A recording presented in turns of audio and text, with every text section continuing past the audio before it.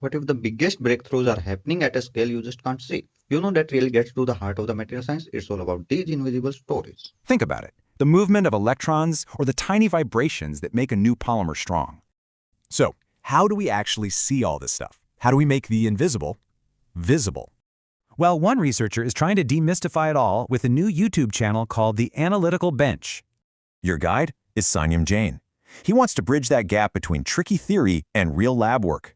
His whole focus is spectroscopy, basically using light as a super tool to see what our eyes can't. Think of it like a digital lab guide, helping you tackle those intimidating protocols and data sets. So what's he covering? Well, he's diving into some really powerful techniques for material analysis. Take TAS, for example.